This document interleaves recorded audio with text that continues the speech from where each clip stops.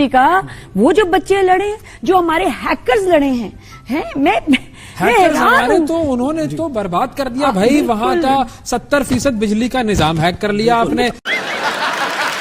बेगैरती का खेल अगर ओलंपिक में चलने लग जाए तो मैं गारंटी के साथ बोलता हूँ सारे स्वर्ण पदक इन लाहौरी पंजाबियों के पास में होंगे।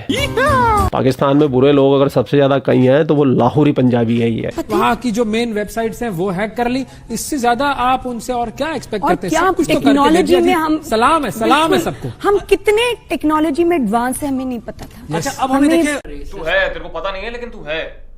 अब ये पाकिस्तानी ये दूसरा यूट्यूबर है जिसको हमारे हिंदुस्तानी भाई सुपर चैट में हजारों डॉलर दिया करते थे डेली के। कोई 500 रुपए का सुपर चैट जा रहा है, कोई 1000 का जा रहा है, कोई 700 का, कोई 100 का, कोई 200 का, कोई 150 रुपए का, जो चीख चीख के पाकिस्तानी को गाली देता था और हिंदुस्तानियों की तारीफ करता था। तब हिंदुस्तानी बड़े खुश होते थे। और आज देख लो, जब से इसका चैनल बैन हुआ है ये लोग भी अपनी औकात में आ गए और हिंदुस्तान के बारे में किस तरीके की बात कर रहा है। ये बता दूं, मेरे मुल्क पे हमला, मेरी इंटेग्रिटी पे हमला है, मेरी पहचान पे हमला है, वो बर्दाश्त नहीं होगा मेरे से। सही बात। ये मैं तुम्हें बता दूं, मैंने जो बच्चे का जनाजा देखा है इर्तिजाबाद का, लानत है जिस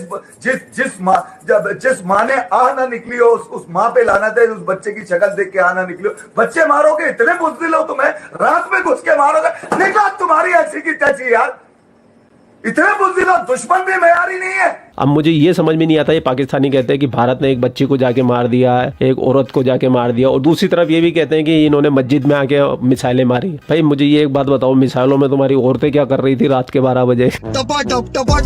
तुम्हारे बच्चे क्या कर रहे थे? पता नहीं। तो ये फेस सेविंग का तरीका है। हकीकत में भारत ने जो मिसाइल अटैक किया है इनके आतंकी कैंप पे किया है जहाँ पे लोग मरे। ये तो दिखाने के लिए इन्होंने मस्जिद पे अगर कुछ जाके गिरा है, कोई टूट गई है मस्जिद, तो सिर्फ दिखाने के लिए रखी हुई है इंटरनेशनल मीडिया को कि भैया इंडिया की जो मिसाइल आई थी यहाँ लगी थी और यहाँ ये लोग मरे। You are right bro. ये पाकिस्तानियों को कितने भी सबूत दे दिए जाए, कितना भी सच बता दिया जाए, ये मानेंगे नहीं। अब लेकिन इनके ही पाकिस्तानी अगर इनकी आंखें खोले ना तो शायद इनकी थोड़ी बहुत जो चाइनीजों ने आंखें बंद कर दी ना वो खुल जाए। ये लड़ाई ऐसा लगता है कि रुक गई है। लड़ाई दोबारा भी शुरू हो सकती है, लेकिन भारत ने जो करना था वो किया है। उसने पाकिस्तान के अंदर आगे टारगेट किया है और उन्होंने कामयाब हमला किया। अब शहबाज शरीफ की ये आदत है कि ये जब भी नाकाम होते हैं ना, ये मुबारकबाद दे देते हैं। जाफर एक्सप्रेस का बदतरीन इंसिडेंट पाकिस्तान के अंदर होता है, इंटेलिजेंस की बदतरीन फेलियर होती है और ये आदमी बाद में ऑपरेशन के बाद मुबारकबाद दे रहा होता है। अंदाजा करें आप, इतनी जानी नुकसान हो जाता है, इतना पाकिस्तानियों का नुकसान होता है और ये उसके बाद मुबारकबाद दे रहा होता है। ये भाई साहब भी कह रहे हैं कि जो तुम्हारे को मुबारकबादें मिली है ना, ये सब झूठी है, इतना खुश मत हो पाकिस्तानियों।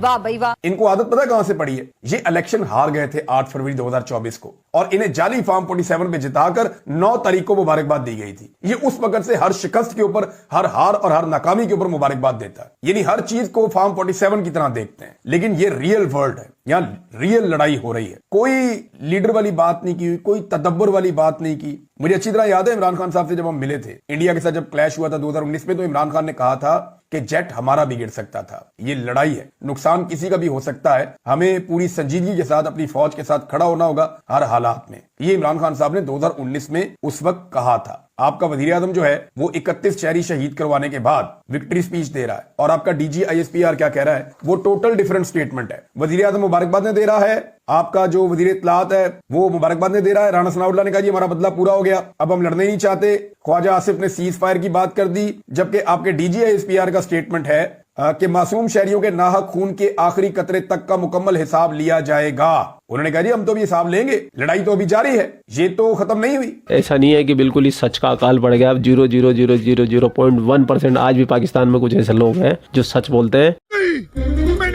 जिनको पता है कि हमारी सरकार गलत कर रही है, हमारी आर्मी गलत कर रही है, हिंदुस्तान हमारे घर में घुस के मार के गया है। कितनी बड़ी बात है, आप खुद सोचो। कोई भी पाकिस्तानी अगर मेरा वीडियो देख रहा है तो तुम खुद सोचो, तुम अक्ल लगाओ कि भारत ने पहली बार इंटरनेशनल बॉर्डर क्रॉस किया है और कहां तक पहुंच गए, तुम्हारे GHQ के हेडक्वार्टर तक, तुम्हारी रावलपिंडी तक पहुंच गए, तुम्हारे सबसे बड़े एयरबेस पे जाके अटैक मारा है, तुम्हारे सबसे बड़े एयरबेस पे मिसाइल मारी है जाके, तुमको अंदर तक नुकसान पहुंचाया है, अंदर घुस के तुम्हारे गाल पे तमाचे रसीद करके आए और तुम क्या बना रहे हो कि हम जीत गए, सेलिब्रेशन हो रहा है भाई, लोग मस्त हो रहे हैं। हे भगवान, मेरे को लगता है अगर पाकिस्तान को लगता है कि ये पाकिस्तान की जीत है तो मैं कांग्रेचुलेशन करता हूँ पाकिस्तानियों, तुम जीत गए, तुम आज तक कभी हारे ही नहीं हो। चला गोली, तेरे हाथ में मौत का सामान है तो मेरे सीने पे खुदा का नाम है।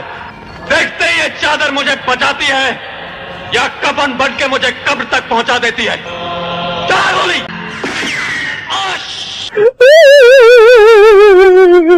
ये हारी हुई कौमें, थकी हुई कौमें, इनके पास में ले दे के सिर्फ छोटी छोटी खुशियाँ होती है।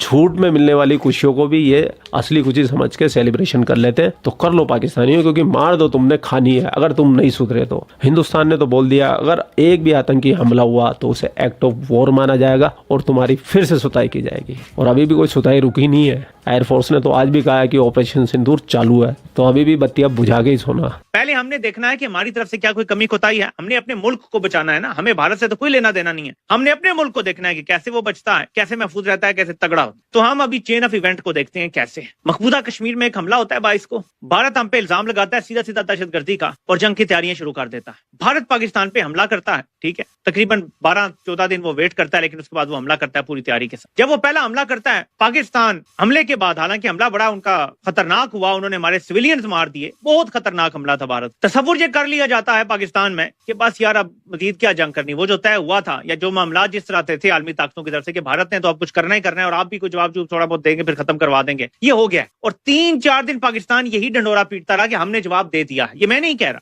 आप ख्वाजा आसिफ के बयान देख लें, वजीर दिफा, आप राना सनाउल्लाह के बयान देख लें, नून लीग का मेन लीडर है, और बाकी लोगों के बयान देख लें, आपको पता चल जाएगा। डीजीएफपीआर की प्रेस कॉन्फ्रेंस देखें कि हमने मुंह तोड़ जवाब दिया भारत को, ठीक है। इसके बाद क्या होता है कि भारत फिर हमला करता है अगली रात को ड्रोन से, मिसाइलों से। उसकी अगली रात फिर हमला करता है ड्रोन से और मिसाइलों से, और हमें शदीद तरीन नुकसान पहुंचाता है। यहां तक कि हमारे 3 से 8 के दरमियान एयर बेसिस पे हमला कर देता है। इसके बाद पाकिस्तान के पास कोई ऑप्शन नहीं बचता। भारत हमेशा कहता है पाकिस्तान से जो भी बात होगी दो तरफा हो जाएगी, जब भी होगी। हम किसी तीसरे फरीक को नहीं मानेंगे, हम किसी न्यूट्रल जगह नहीं बैठेंगे। मैंने सुबह बताया था कि भारत की नजरें आजाद कश्मीर पर, गिलगित बल्तिस्तान पर है।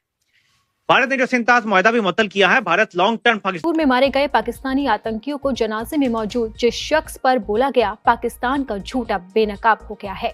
आतंकियों के जनाजे में मौजूद जिस लश्कर के आतंकी को पाकिस्तानी सेना मौलाना बता रही थी, वो अमेरिका का ही वांटेड लिस्ट में शामिल टेररिस्ट निकल गया। इससे पाकिस्तानी सेना की कलाई खुल गई है। पाकिस्तान अपने बेतुके बयानों और निराधार दावों को लेकर बार बार अपना मजाक बनवा रहा है। यहाँ तक कि आतंकियों के जनाजे में अब पाकिस्तान की आर्मी भी शामिल हो रही है, जिसके बाद दुनिया भर में उसकी थू-थू हो रही है। जिन आतंकियों की वजह से दुनिया दहलती है, उन्हीं आतंकियों को पाकिस्तान अपनी सरपरस्ती में पालता है। पाकिस्तान से ही ट्रेनिंग लेकर आतंकी भारत में कायराना हरकतों को अंजाम देते हैं, लेकिन बार बार पाकिस्तान बोलता है कि वो आतंकी नहीं है। कभी पाकिस्तान आतंकियों को धर्मगुरु बताता है तो कभी आम आदमी, लेकिन अब उसके झूठ की पोल खुल गई है। जिसे वो आम आदमी बता रहा था, वो तो अमेरिका की लिस्ट में आतंकी ही निकल गया। अब आतंकी हाफिज अब्दुल रऊफ को धर्मगुरु बताकर उसने अंतर्राष्ट्रीय मीडिया में अपनी किरकिरी कराई है। अमेरिका के पत्रकारों ने उसके दावों की धज्जियां उड़ाते हुए आतंकी की पूरी कुंडली, उस पर लगे प्रतिबंधों की जानकारी साझा कर दी।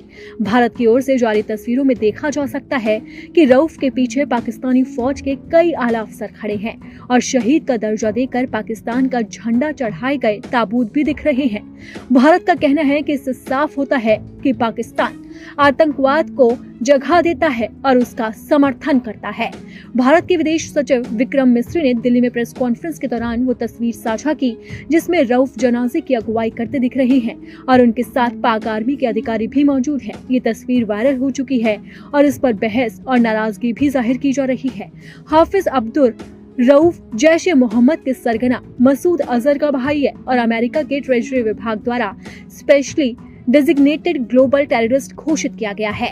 रऊफ लश्कर तैयबा के लिए फंडिंग और प्रचार संभालता रहा है और फलाहे इंसानियत फाउंडेशन के जरिए आतंकी फंडिंग में भी शामिल रहा है। ये फाउंडेशन एक खैराती संस्था के नाम पर आतंक के लिए पैसे इकट्ठा करता रहा है।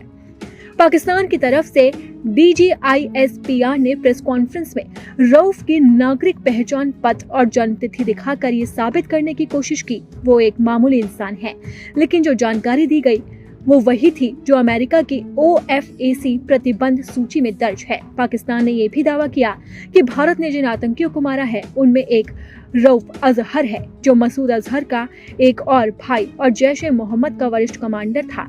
यानी कि साफ होता है कि पाकिस्तान आतंकवादियों को अपनी सरपरस्ती में पालता है और उसके बाद झूठा प्रोपेगेंडा भी चलाता है। लेकिन अब अमेरिका की लिस्ट से उसकी पोल खुल गई है, जिसके बाद पाकिस्तान की दुनिया भर में किरकिरी हो गई है और ये साबित हो गया है कि पाकिस्तान ही आतंकवादियों को बढ़ावा देता है। दिन की जंग, स्कर्मिशेस, कॉन्फ्लिक्ट जो भी आपने कहना है वो खत्म हो गया और दोनों साइड्स विक्ट्री क्लेम कर रही हैं। लेकिन अगर आप न्यूट्रल होकर देखें तो अभी ये नहीं कहा जा सकता कि कौन जीता, क्योंकि जंगों को कौन जीतता है उसका म्यार आपने कितने जहाज गिराए इससे नहीं डिटरमिन किया जाता। इससे डिटरमिन इससे किया जाता है कि आपने अपने ऑब्जेक्टिव को अचीव किया है कि नहीं किया। इंडिया का कहना यह है कि हमने पाकिस्तान को मुंह तोड़ जवाब देना था ताकि हम एक नया स्टेटस को सेट कर सकें कि अगर आप हमारे ऊपर कभी भी दहशतगर्दी करेंगे तो हम उसको बर्दाश्त नहीं करेंगे और सीधा आपको कोई सवाल नहीं करेंगे, कोई जवाब नहीं, सीधा आप पे मिसाइल ठोकेंगे। तो इंडिया ने एक नया प्रेसिडेंट सेट करना था। पाकिस्तान ने कहा कि हमने कुछ नहीं किया, जिस तरह वो हमेशा कहते हैं हमारा तो टेररिज्म से कोई लेना देना ही नहीं है, तो हम आपका मुंह तोड़ जवाब देंगे। तो पाकिस्तान ने ड्रोन फेंके, टर्किश सबको पता है, लेकिन पाकिस्तान ने एक्नॉलेज नहीं किया। इंडिया ने उनको इंटरसेप्ट कर लिया, फिर उसके बदले में इंडिया ने ड्रोन्स मारे पाकिस्तान में, जो हमने देखे लाहौर में गिरे, और बल्कि ऐसी वीडियोस बहुत सारी हैं। पाकिस्तान ने जो ड्रोन्स फेंके इंडिया के ऊपर वो इंटरसेप्ट हो रहे थे, लेकिन पाकिस्तान का इंटरसेप्शन सिस्टम कोई भी नहीं था जो इंटरसेप्ट नहीं हो रहे थे। तो इसीलिए इनको पता था इस बात का शायद इंडिया हमारे जो ड्रोन्स है उनको इंटरसेप्ट कर लेगा, इसलिए हमने ऑफिशियली अनाउंस नहीं करना कि हमने इंडिया के जो उन्होंने आपके दहशतगर्दी के ठिकानों पे मुरीद के और भावलपुर में मसूद अजहर की मदरसे में जो हमले किए उसका हम जवाब दें। तो इस तरह की बेतहाशा वीडियोस पड़ी हुई हैं जो उन्होंने इंटरसेप्ट आपके ड्रोन्स किए हैं, ये टर्किश ड्रोन।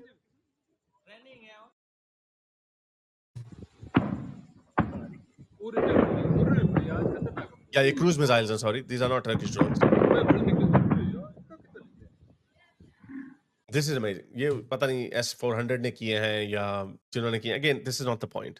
मिलिट्री का मैं एक्सपर्ट नहीं हूं और ना मुझे इन चीजों का ज्यादा पता है कि स्ट्रेटजी क्या होती है या किस तरह। मैं आपसे ऑब्जेक्टिवली जूम आउट करके मैक्रो लेवल पे बात करना चाहता हूं। तो ये हुआ, इंडिया का कहना पाकिस्तान ने डिनाई किया, लेकिन पाकिस्तान ने कहा कि हम जब मुंह तोड़ जवाब देंगे तो पूरी दुनिया देखेगी। उसी स्कर्मिश Audio Jungle.